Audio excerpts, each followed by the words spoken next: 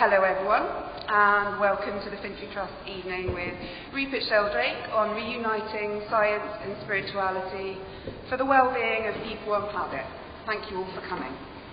So, this evening we are going to be exploring some key questions on science and spirituality, both ancient and contemporary, and their relevance today through talks with Rupert and the Finchley Trust, with some time for questions and answers at the end. First of all, a short introduction to the Finchley Trust. The Finchley Trust was founded in 1966 and is an educational charity dedicated to integral wisdom, based in Surrey near Godalming. Its vision is lives inspired by the universal ideals of beauty, truth, goodness and unity. The Trust holds study days, workshops and retreats related to science, art, philosophy and mysticism, drawing on all the world's wisdom traditions. It has a retreat centre set in 13 acres of beautiful gardens and has a calm and reflective atmosphere that has been built up and maintained over time to facilitate spiritual inquiry as well as devotional practice. The centre is also the headquarters of the Universal Order, a small yet worldwide organisation which offers a programme of training to integral wisdom.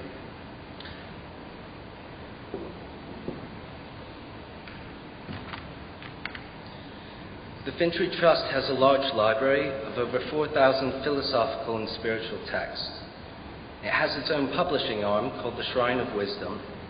It has published volumes on Hermes Trismegistus, Taoism, Confucianism, the Chaldean oracles, and ancient Greek wisdom, from Pythagoras and Plato to Plotinus. A small selection of these books are available for sale here tonight, so if you're interested in purchasing any of these copies, please come and see me after the talk. It is cash only this evening, but these texts are also available on Amazon. Rupert Sheldrake's books are also available this evening as well. To keep up to date with other events and information, you can sign up to our Finchley Trust newsletter, either with me this evening or online.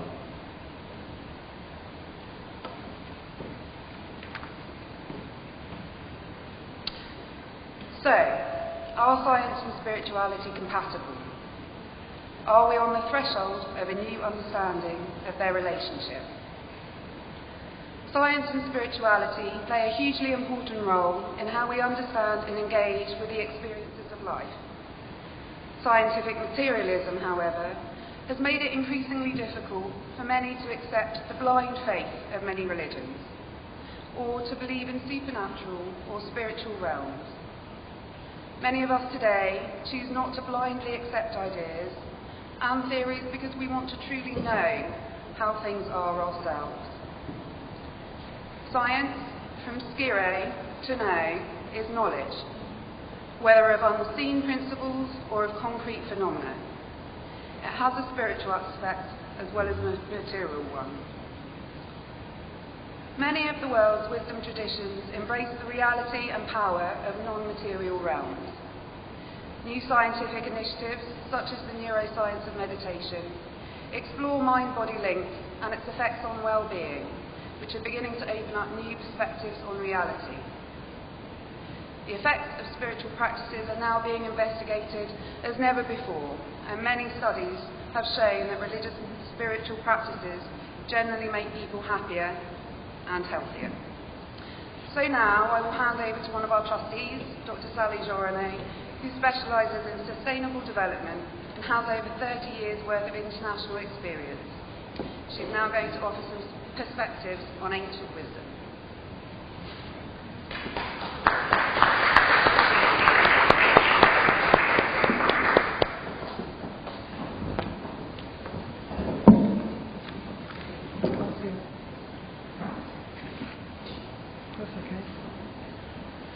Okay, so uniting science for the well-being of people and planet, and some insights from ancient wisdom.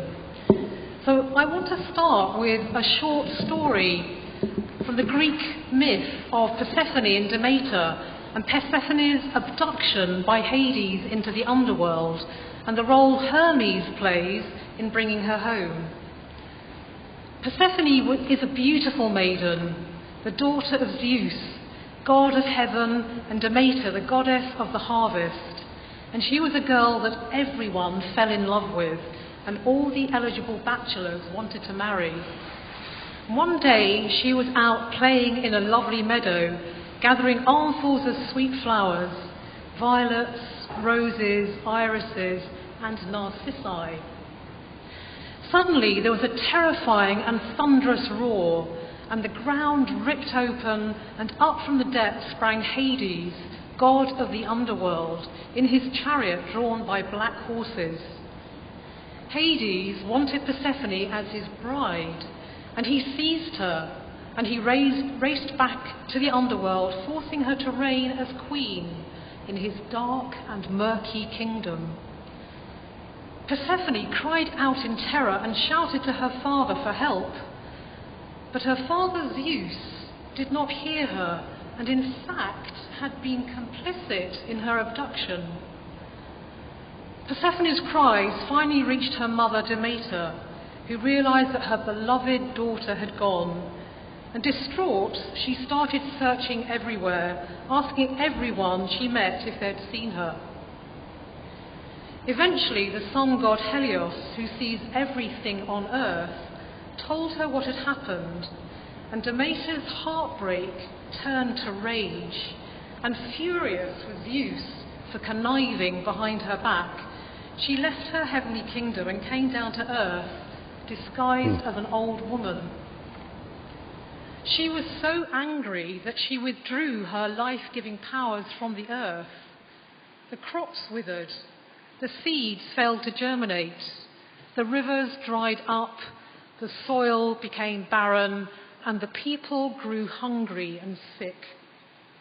People were on their knees praying to Demeter to end their suffering, and Zeus begged her to return fertility to the earth. But she refused, and in despair people gave up making offerings to the gods. In the end, Zeus relented and sent Hermes, his messenger, down to the underworld to guide Persephone home. And once home, there was a joyful reunion with her divine mother, who returned her powers to the earth, which flourished once again. Now, whatever the ancient meanings of this myth of Persephone and Demeter, it's not difficult to see it as a powerful allegory for today. Things don't look good for people or planet. Like Persephone, the human psyche is suffering.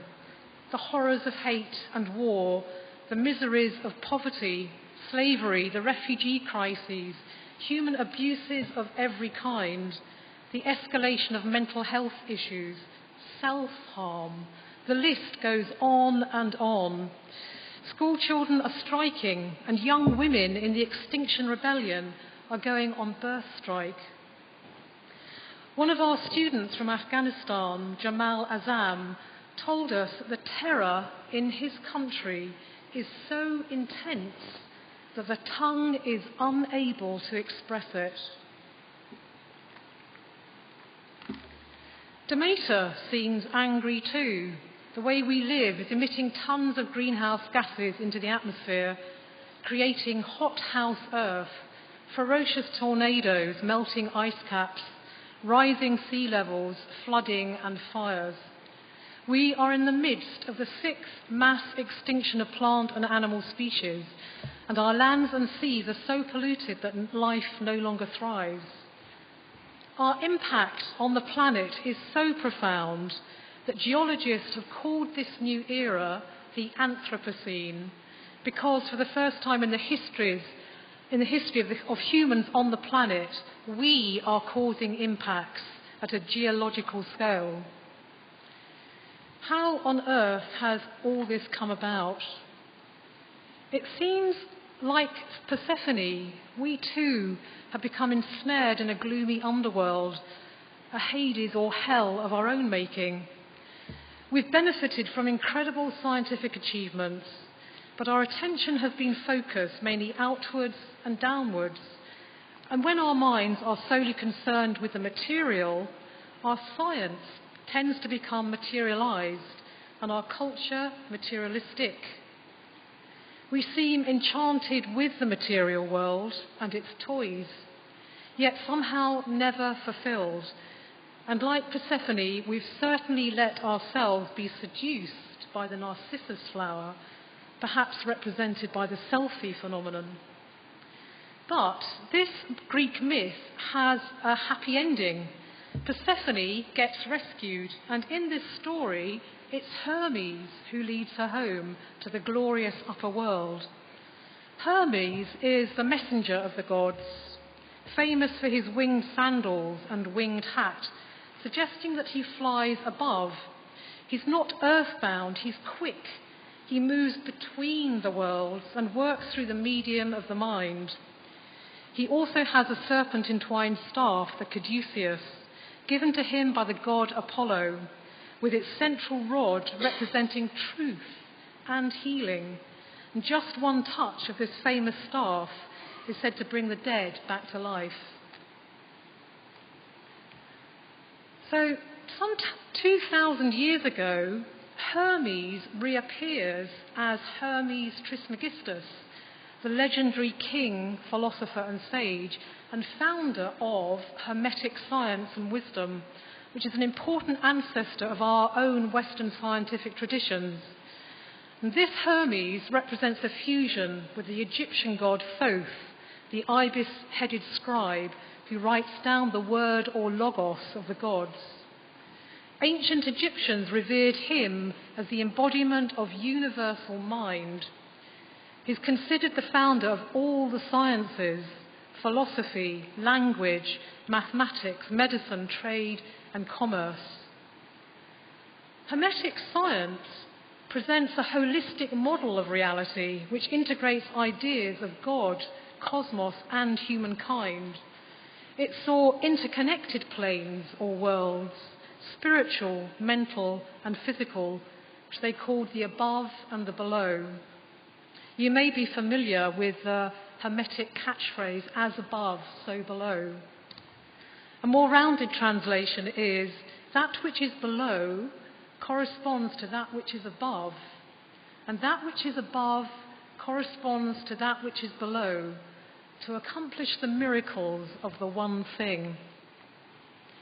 It referred to a deeper order of reality hidden behind the visible universe, which it calls the infinite living mind.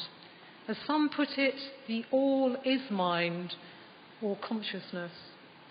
The source of this living mind is transcendent, yet immanent. It's eternal and immutable. This is a very different view to mainstream science, which regards mind or consciousness as an epiphenomenon of the brain. This infinite living mind manifests the universe, unfolding from the one, reflecting the above in the below. And David Bohm's ideas of implicate and explicate order in quantum physics seems to echo this idea. It sees the universe as an interconnected web, sparkling with aliveness and consciousness that we all participate in. And the cosmos operates according to universal principles which manifest on every plane that we can understand and utilize. And it keeps alive the idea that spirit is present in nature. It says we are a microcosm of the macrocosm. We can all have an intimate relationship with the one and the all. We have all the principles of life within us. And by elevating minds and hearts, each one of us has the potential to open the inner eye of the mind, or nous as they called it, for a fully awakened consciousness and to become co-creators with the universe. We don't just live in the universe also lives in us. So in conclusion now, our wisdom traditions represent ancient and deeper understandings of reality that have often been lost or suppressed. They see interconnected worlds of spirit and matter, and a key message is that we need to consciously reunite these worlds for wholeness and health, and the potential for transformation and creativity is enormous.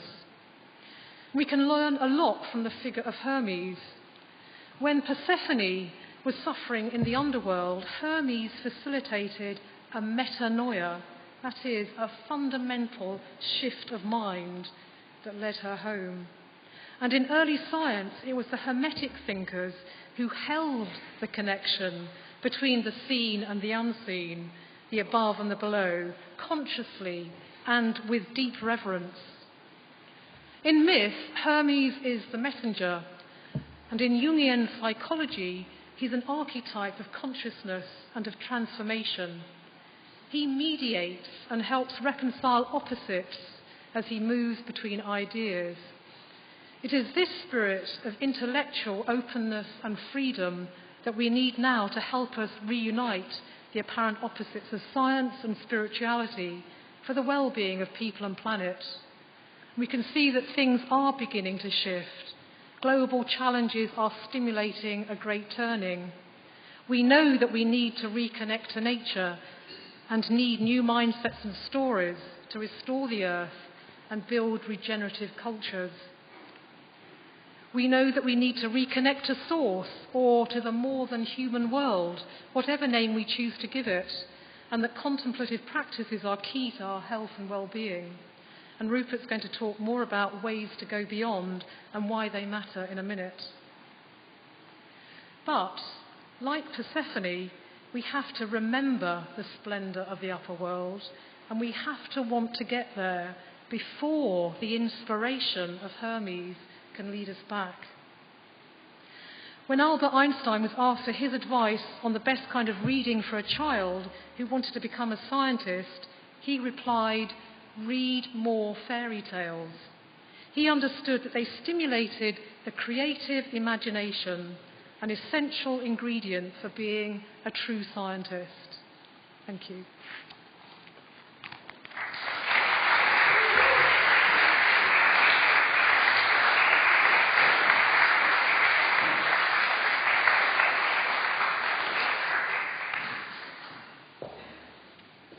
Now I have the great privilege to introduce our next speaker, Rupert Sheldrake. Dr. Rupert Sheldrake is a biologist and author, probably known to many of you, otherwise you wouldn't be here. He was ranked among the top 100 global thought leaders for 2013 by the Duttweiler Institute, which is Switzerland's leading think tank. He studied natural sciences at Cambridge and went on to study philosophy and the history of science at Harvard University, before returning to Cambridge, where he gained a PhD in biochemistry. From 1974 to 1985, he was principal plant physiologist at the International Crops Research Institute for the Semi-Arid Tropics, ICRISAT, in Hyderabad, India.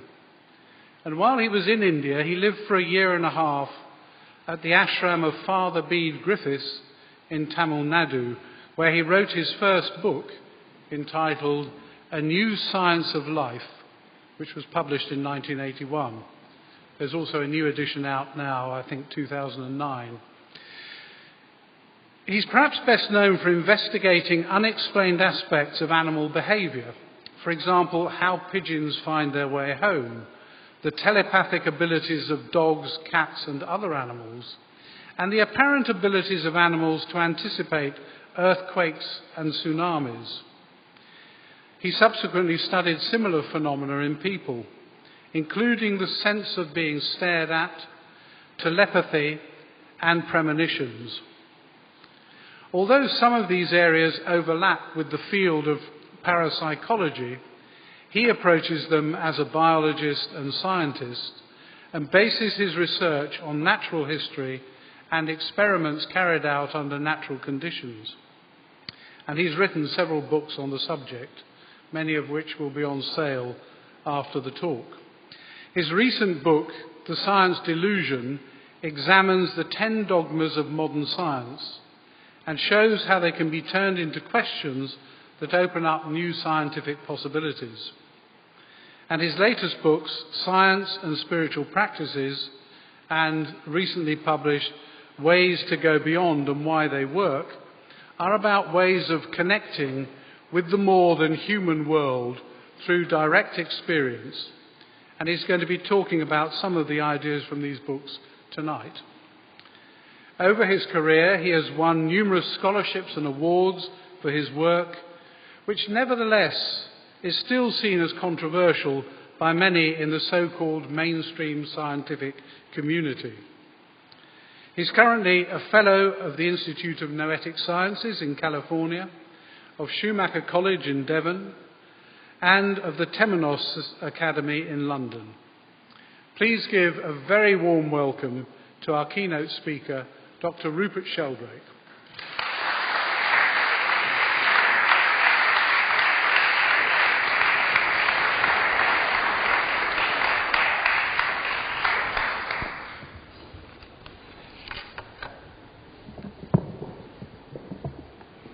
Well, thank you.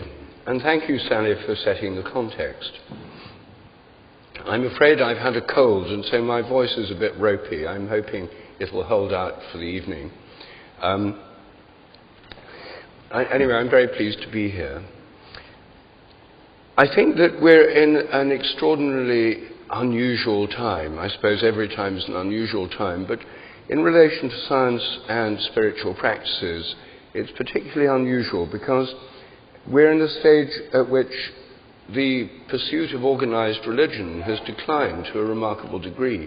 Only about 5% of the population in Britain regularly attend church services, for example. Yet, at the same time, there's a tremendous growth of interest in spiritual practices. And we now have access to spiritual practices from practically all the world's traditions. Millions of people practice yoga and meditation, for example. And when I was a child, most people had never heard of yoga and meditation outside India or outside the Theosophists and possibly the Finchley Trust. But now they're very common. Every small town has yoga studios and so on. At the same time, these practices are being investigated scientifically, which had not happened before. And in 2001, a huge handbook was published called The Handbook of Religion and Health. A second edition appeared in 2012, reviewing more than 2,500 papers in peer-reviewed journals, studying the effects of spiritual and scientific practices. The overwhelming conclusion was that these practices make people happier, healthier, and live longer. They have very beneficial effects. Presumably, the opposite must also be true. People who don't have these practices are unhappier, unhealthier, and live shorter. Which is why I think militant atheism should come with a health warning. Because insofar as militant atheists persuade people to give up religious practices, they leave them with a kind of void, devoid of spiritual or religious practices. And because of that, a new generation of atheists are in fact advocating spiritual practices. We now have this strange situation in which, for example, Sam Harris, one of the so-called new atheists, is now giving online meditation courses. And Alain de Botton, one of our leading atheist philosophers in Britain, recently wrote a book called Religion for Atheists, in which he points out that when people lose their traditional religious practices and faith, then they lose out on a whole range of things which are helpful for religious people, gathering together regularly, having a sense of community, singing together, having rites of passage, praying, being supported by that community in times of adversity, celebrating festivals. If people give up traditional practices, they usually give up all these things as well. And Alain de Botton recognizes that these are very important for human health, well-being and flourishing, which is why he's trying to reinvent atheist versions of these various practices. In my recent 2 books, I look at 7 different spiritual practices in each book, which have been studied scientifically and which are available to everybody, whether they're religious or not religious. They're all practices I do myself, so I chose practices that I have some personal experience of. There are many more. These 14 practices, there's 7 in each book, are by no means an exhaustive list. There are many more. And it's not a question of either or. All religions combine a range of spiritual practices, and all of us can combine a range in our own lives. And I try to do that myself. In the first book, Science and Spiritual Practices, I discuss first meditation, which I'll come back to in a minute. Then gratitude, again I'll return to that in a moment. Connecting with nature or with the more than human world. This is a very important part of many people's lives, including my own. And through being outdoors in the natural world. And for many people it's a source of mystical experiences, even in childhood. 50 years ago, Sir Alister Hardy, the Oxford zoologist, set up the Religious Experience Research Unit in Oxford to look at the natural history of mystical experiences. And what this unit showed is that mystical experiences are far more common than anyone had assumed. Most people had assumed till then they occurred to sort of rare medieval saints centuries ago and far away. But it turns out they're happening all the time in modern Britain. In fact, some surveys suggest more than half the population have had mystical experiences at some time in their life. By that I mean experiences of a presence far greater than their own, a greater consciousness than their own, a greater sense of love or connection, things which give us a sense of being part of something far greater than ourselves. So many people have these in connection with nature, and many people find being in the natural world enormously regenerative. I do myself. The next practice is relating to plants, and that's really an extension of relating to nature. For me, it's a particularly important one, because a lot of my work has been with plants, my scientific work. Then singing and chanting, they're part of all religious traditions, and they can be done outside these traditions too. My wife, Jill Peirce, has been leading singing and chanting workshops for more than 30 years, and I've seen over and over again how people can come together, and after a couple of days chanting together, they emerge sort of bushy-tailed and bright-eyed and regenerated, because these practices bring one into resonance with one's own body, with other people, and also with the consciousness beyond the human level, insofar as they're sacred chants or mantras. So that's, again, something that is very, very widespread. Then rituals, present in all traditions, and I'll come back to rituals later. Finally, pilgrimage, and again I'll come back to that later this evening. So that's the first book, Science and Spiritual Practices. The second and most recent book has 7 further spiritual practices, and it starts with sports. Now, most people don't think of sports as a spiritual practice, but in the modern world, I think it's the principal way in which many people enter altered states of consciousnness. One of the points of meditation is to bring you into the present. It's a matter of letting go of that discursive mind, of these anxieties, the thoughts, which are produced in the brain by the default mode network. That's the region of a chain of brain regions which are involved in the internal dialogue. And during meditation, this realm, these parts of the brain become less active. Well, they become less active much quicker in sports. In sports, you have to be in the present. If you're skiing downhill at 60 miles an hour and you start worrying or ruminating or fantasizing, you might go over a cliff and you'll be dead.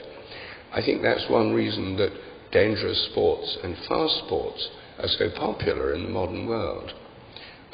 If you're in the middle of a football match, someone's passing you the ball, you can't sort of start worrying about what you should have said to your girlfriend yesterday and that kind of thing.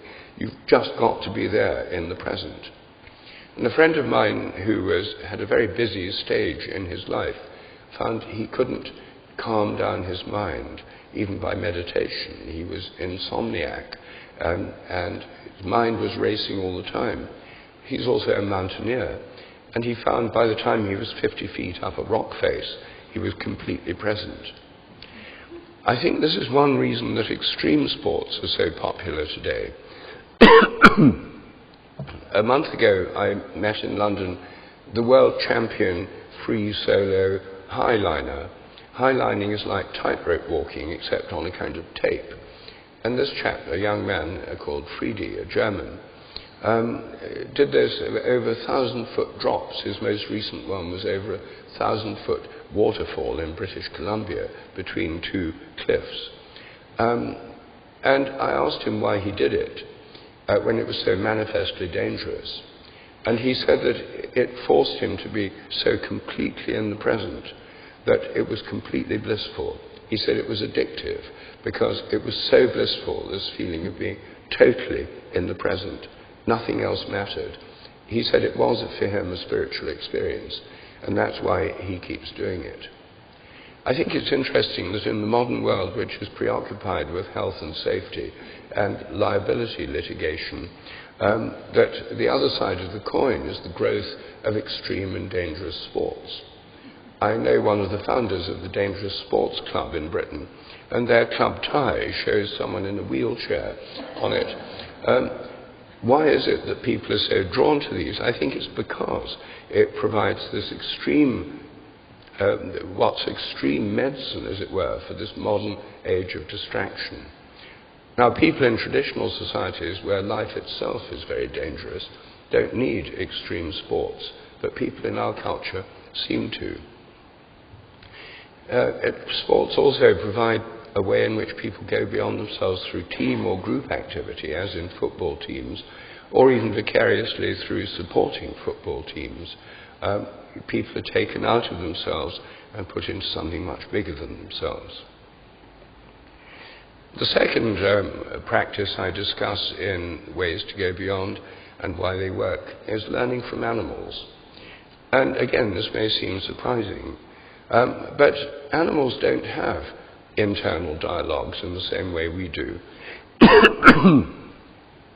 They don't spend their time worrying about tomorrow or what they should have done yesterday and so on.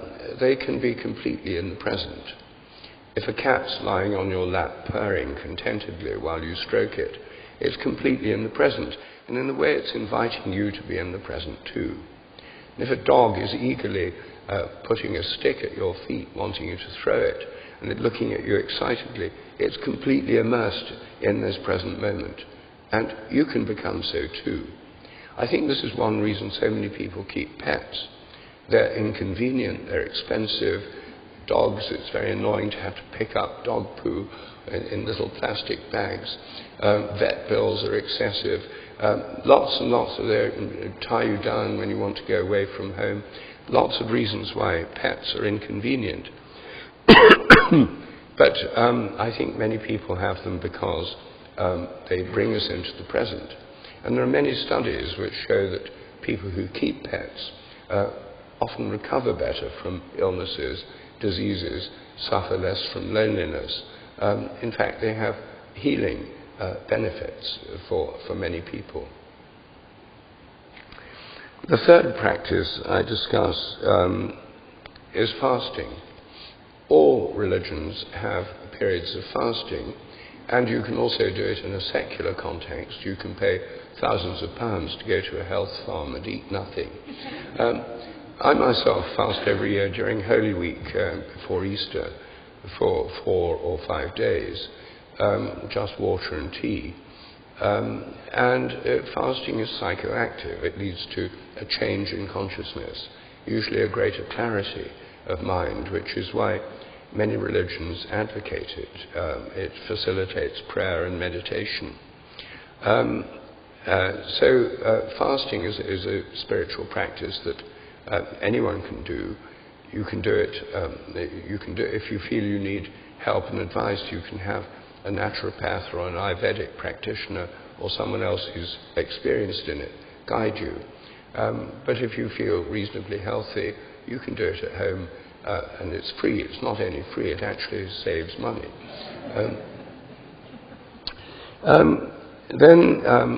I have a chapter called Spiritual Openings Through Cannabis and Psychedelics. Again, many people may find this surprising, but I think for many people today, psychedelics and cannabis are one of the principal ways in which they open to the spiritual realm. Again, I shall come back to that later and discuss that in more detail. Then I discuss prayer, petitionary prayer.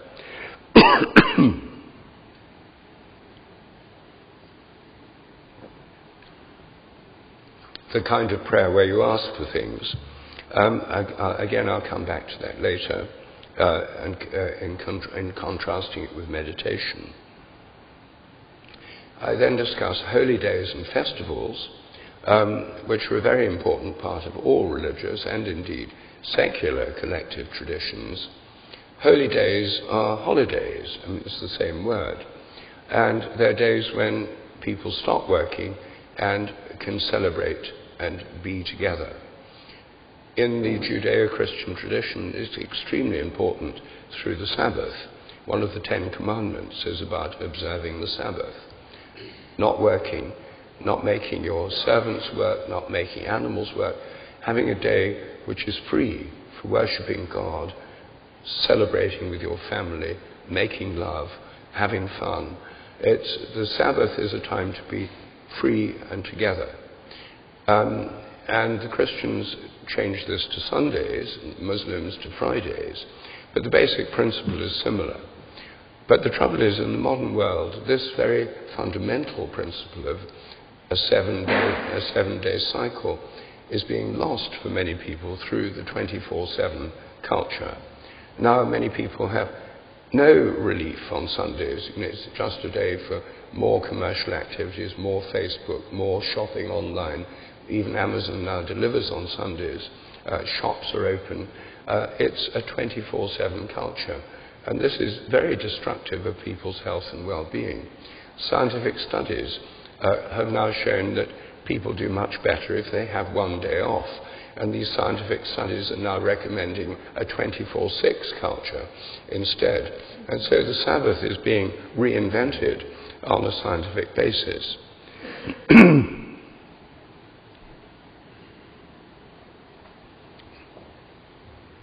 Finally, I have a chapter on being kind, because unless these spiritual practices enable us to be kinder to other people and do good and respond better to the world and help the world around us, then they can become purely selfish indulgences.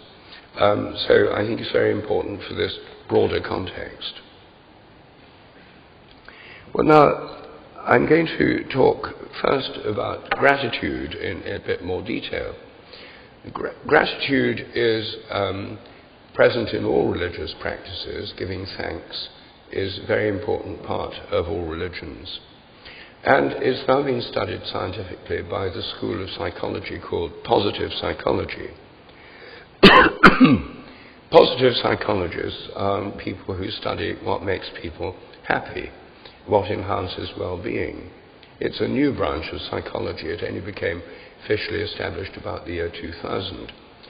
Until then, the principal aim of many psychologists was to understand what made people miserable. But what makes people happy is indeed an important source of study.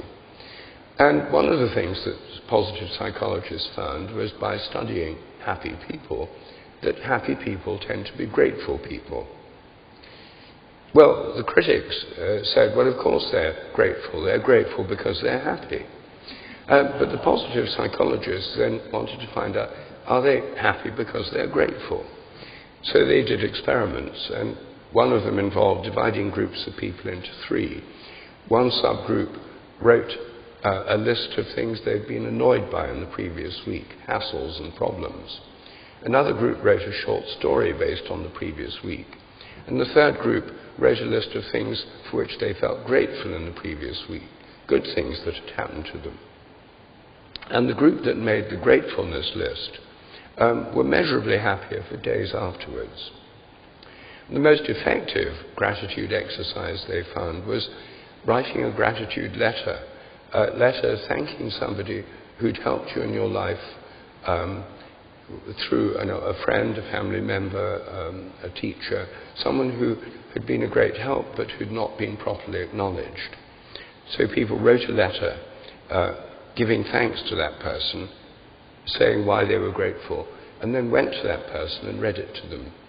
People who did that were happier for at least 2 months afterwards. Gratitude is very, very effective. It changes people's mood, attitude, outlook, and makes them happier. Positive psychologists have also found that grateful people are not only happier, but more popular than people who are ungrateful. People, the opposite of gratitude is feeling entitled or taking for granted.